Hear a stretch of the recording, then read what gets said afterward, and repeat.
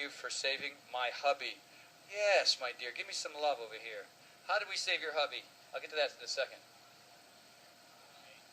High blood pressure, triglycerides to the roof, cholesterol to the roof, no spirit to exercise, and you inspire him.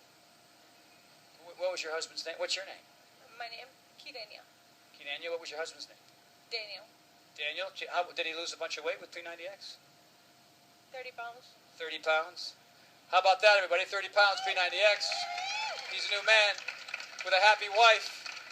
That's a cool thing. It's a really cool thing. Supplements. So, who here takes supplements pretty regularly? That's your thing. They understand the importance of supplements. Who thinks, I don't need supplements, I got food. I don't need supplements. Raise your hand. Oh.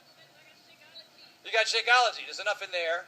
So the question basically was, as you move through this health and wellness process, how do you know what supplements to take, how much to take, whether to move on to other kinds of things like amino acids and pea protein and tarantula kneecaps? This is very important. Tarantula kneecaps. It's great for the eyelashes, apparently.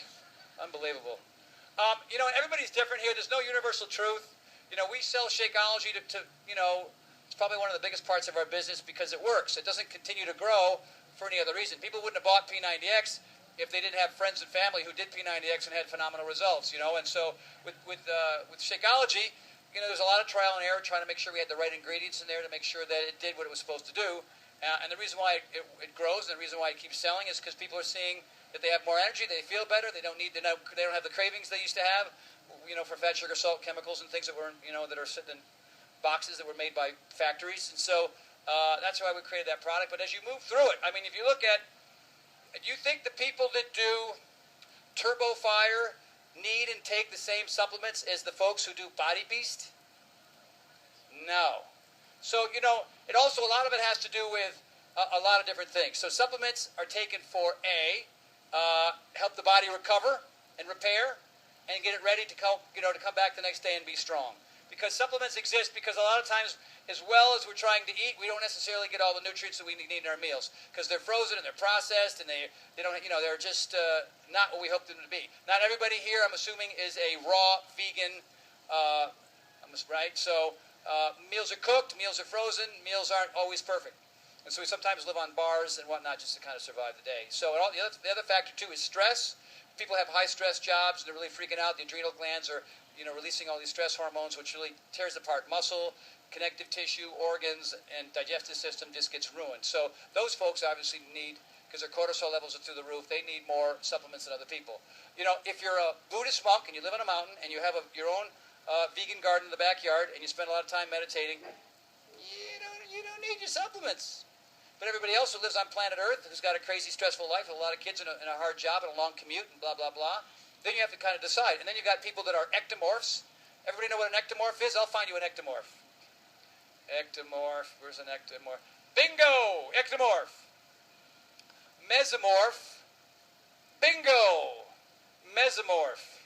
And there are a lot of folks who are endomorphs, which are... I'm not going to point that one out.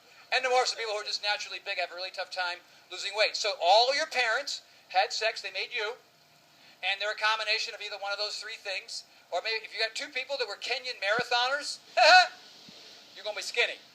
All right? If you're Samoan, nothing you can do. You can be a healthy Samoan, somebody who's naturally really big, but that's just the nature of life. So it's really hard for somebody who's an ectomorph to be, a big, giant linebacker for the Vikings. It's just not going to happen. They're going to be a runner.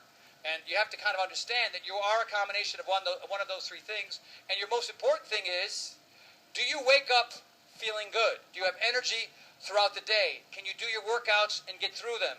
Do you feel like you don't need that nap at 3 or 4 o'clock in the afternoon? Can you do your job and do it well? Can you be a coach, walk the talk, and be able to spread the news to help people change their lives? And if that can happen day in and day out, week after week, month after month, with the occasional cold and the occasional bad day, then chances are you're taking just the right amount of supplements. But if you feel like you're dragging ass all the time and you feel like you're never caught up and you're just exhausted all the time, then A, you're either not training enough, or you're overtraining, or you're not eating properly, or you got too many carbs, or you're eating paleo and you should be vegan. Experiment with it. doing is wrong if you're not feeling awesome. I was a vegan vegetarian for 15, 17 years, and I met my girlfriend, and she cooks the meanest organic free-range chicken and wild salmon, and I'd be over there eating my freaking porridge, and she'd be having some gorgeous, salmon-crusted something, and I'd take a bite of that, and I go, what the heck have I been doing for 15 years? I want chicken and fish.